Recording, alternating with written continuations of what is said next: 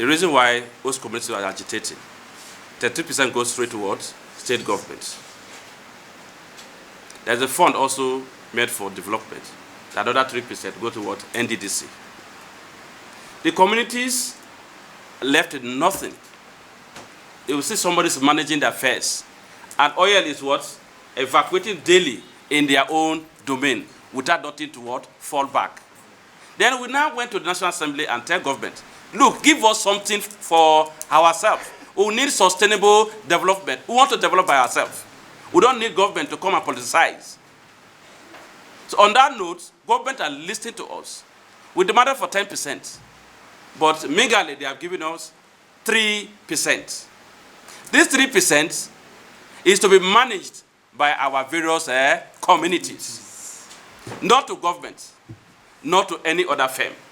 But the communities are now made to put up a trust that these funds will be now channeled to. And oil companies have to remit the 3% into those accounts. And as for today, the oil companies has failed to remit. The trust has been set up in many communities. Many have not yet set up their own. So we are on this press briefing, we are making a call, a clarion call, that they must set up those committees, those trusts. And also, they must remit the funds in order to avoid crisis in our community. We don't need crisis in our community. Don't let us to split this oil in our own community. That's the reason why we are calling on this press. The oil theft is happening in our communities, in our environment. Because the oil, we sleep with oil. We drink oil. When I say we drink oil, which means our polluted water, that is what we drank.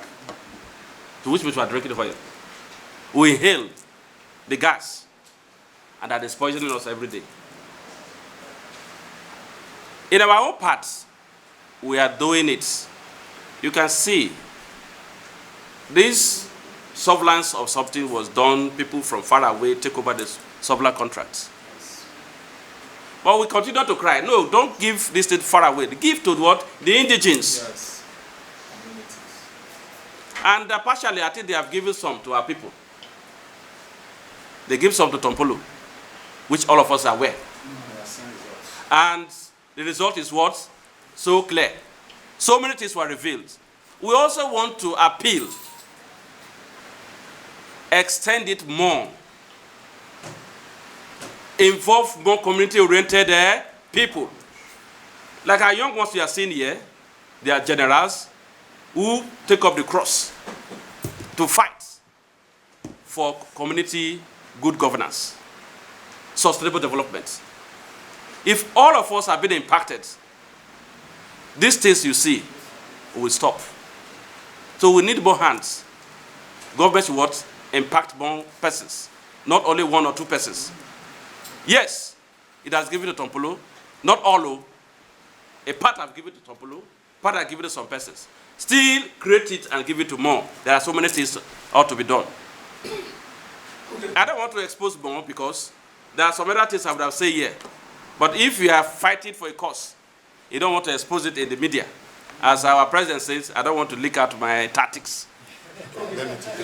Section 257 of the PIA, subsection 2, speaks about the reduction of the 3% OPEX to the extent of the damage of the designated facility in the community. Now, you ask the question, what are we doing about oil theft? Now you're supposed to have 3%, annual 3% OPEX. You answer me now. And they have told you that if any pipeline or any designated facility in your community is damaged, it will be deducted to the extent of the damage in your community on your 3% OPEX. Now those people coming to do bunkering from outside the community or from inside the community to break pipeline, will you allow it if you're a member of that community? That's why we are saying they should pay the 3% OPEX. Because if I eat and you eat, we marry together, we will not allow any outsider to come and destroy our facility.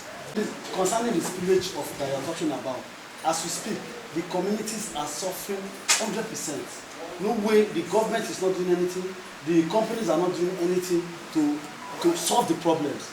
That's why we are crying. That's why we are crying for this developmental fund, the 3%, for them to release those funds. If they release those funds, to enable the communities and the people in the community to manage themselves, to solve some certain problems that they are passing through. That's why we are crying, we are calling on the government to do something. Because we have the reason why we are doing this collaboration is because we want to inform the government in Nigeria that soonest we are not going to pipe low as usual. We are going to fall out and tell them to urge the companies to do the needful, to do the right thing. If not, it will not be easy for them as usual. At the moment, I don't think I could have that capacity to tell you how much is going to take in 2 years. But we are still working. We are going back to them to enter a meeting with this joint group to know exactly how much it entails for our people. You can only understand in monetary terms the amount involved only when you know the operational expenditure. 3% OPEX simply means 3% of the operational expenditure, annual operational expenditure of that firm. And this is why this press conference is holding. One, have they been able to establish the host community development trustees? One. Two, if they have done so, have they lodged in the 3%, annual 3% into the accounts? Nothing. That's why host communities of Nigeria, as usual, being the mouthpiece of the grassroots, has engaged in this press conference, so that the world will know that there are a lot to be done. That the settlors, that's the operators, that's the international oil companies, are yet to respect the Petroleum Industry Act signed into law in August 2021. Asking NUPRC to make known the companies that have not established their trustees, and even though they have established the trustees, we want to know how many has paid in money into those accounts. Hostcom also used the medium to congratulate Mr. President, His Excellency, Chief Bola Ahmed Adekunle Tinubu, GCFR, in his inauguration as the President of the Federal Republic of Nigeria. Following the appointment and inauguration of the federal ministers recently and their portfolios, we also congratulate Honorable Minister of State, Petroleum, Resources, Oil, Senator Henneken Lekobri, and his counterparts, Honorable Minister of State Gas, Chief Ekperikpe Hekpo.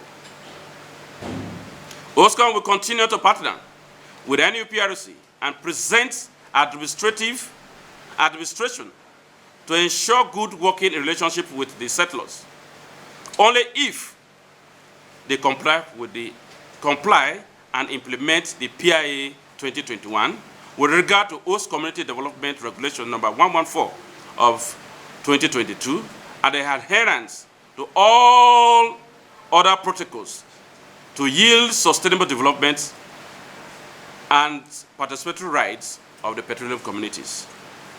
Consequently, we will lead to commensurate reduction of oil theft, communal crisis, illegal refineries,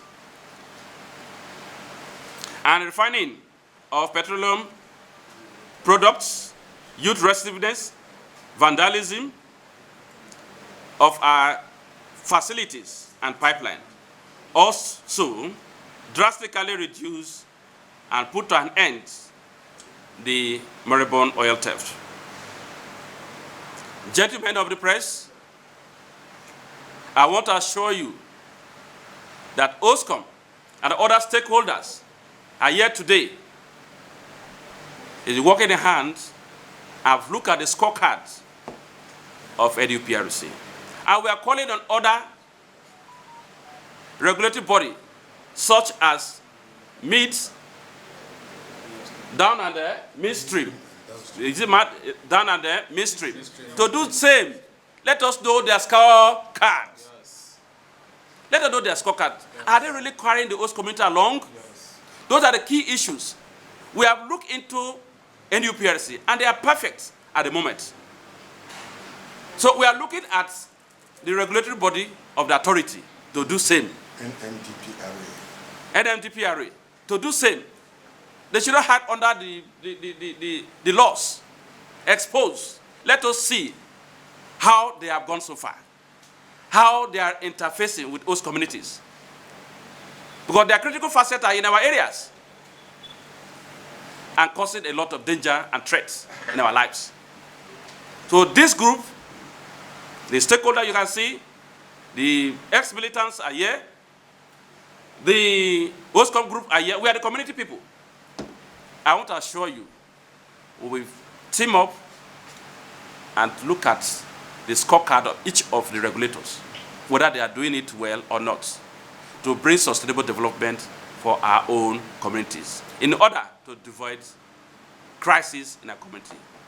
You can recall that we had a fight at the National Assembly. Not verbal, but physical. Blood was flowing in that particular day, and I may not forget, January 27, 2001. Beats of the Niger Delta were scattered all around the National Assembly. All for the sustainable development of host community and the voice of host community to be heard. Frankly enough, the governments of the past regime will be able to clearly articulate and form a law and include host community. For 2 years has gone. There are two commissions we have put in place. One is authority, one is commission. I want to assess today the partnership with host communities and Nigerian Upstream Petroleum Regulatory Commission.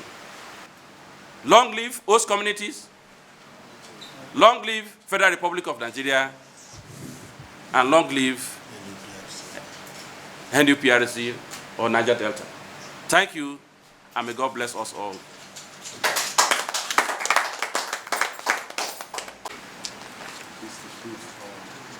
This is to prove for our support, the solidarity support for the Nigeria Upstream Petroleum Regulatory Commission under the leadership of Chief Engineer Gbenga Komolafe. Thank you. Thank you so much.